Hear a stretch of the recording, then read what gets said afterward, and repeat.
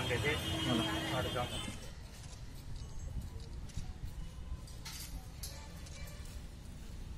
కనీసం మాకన్నా తెలాలి కదా ఈ సమాచారం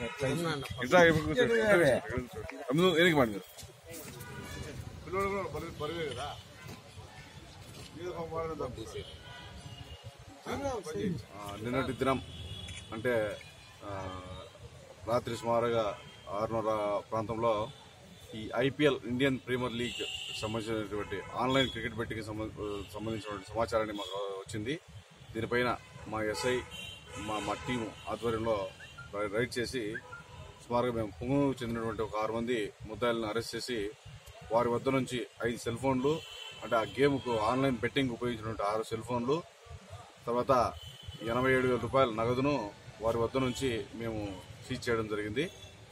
ముఖ్యంగా ఈ ఆన్లైన్ బెట్టింగ్ ఏ విధంగా జరుగుతుందంటే, సెల్ ఫోన్లలో కొన్ని ఆన్లైన్లో యాప్స్ డౌన్లోడ్ చేసుకొని వాటి ద్వారా ఈ ఐపీఎల్లో జరిగినటువంటి మ్యాచ్ల మీద బెట్టింగ్ కాస్తూ ఈ గేమ్ వీళ్ళు ఆడుతున్నారు.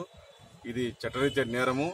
ఇలాంటి వాటిని మేము ఆన్లైన్లో ఏ అకౌంట్ నుంచి అమౌంట్ ట్రాన్స్ఫర్ అయింది, ఏ అకౌంట్ నుంచి తీసుకొచ్చారు, వీటి మీద మేము లోతుగా దర్యాప్తు చేసి ఆ పక్క అకౌంట్ హోల్డర్స్ కానీ ఈ అకౌంట్లో ఎవరైతే డబ్బులు వేసి ఉంటారో వాళ్ళను కూడా వాళ్ళు ఎంత గొప్ప వాళ్ళైనా వాళ్ళు ఎంత పలుకుబడి కానీ మేము వాటిని వదిలిపెట్టే ప్రసక్తే లేదు. వాళ్ళని ఖచ్చితంగా మేము వాటి మీద కూడా మేము కఠినమైన చర్యలు తీసుకుంటాము అని చెప్పి నేను పత్రికాముఖంగా మీ అందరికీ తెలియజేస్తున్నాను. ఒకవేళ ఎవరైనా ఇలాంటి బెట్టింగ్ ఆన్లైన్ క్రికెట్ బెట్టింగ్ కానీ పాల్పడినట్లయితే కనుక ఖచ్చితంగా మేము పోలీస్ శాఖ తరఫున నుంచి మేము ఖచ్చితంగా గట్టి చర్యలు తీసుకొని నిందితులను వదిలిపెట్టమని చెప్పి మేము హెచ్చరిస్తున్నాము.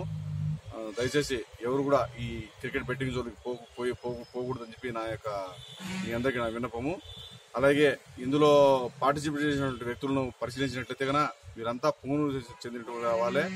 ఒక్కొక్కరు 5 నుంచి 10 లక్షల రూపాయలు పోగొట్టున్నారు తప్ప ఎవరికి కూడా 10 రూపాయలు లాభం వచ్చింది లేదు. వాళ్ళ అకౌంట్ వాళ్ళు ఇబుతూ చెప్తున్నారు, మేము ముందే దొరికినట్టు కన్నా మా డబ్బులు మిగిలేదు సార్, మేము పొరపాటు చేసామని ప్రయత్నం వాళ్ళు కనిపిస్తుంది.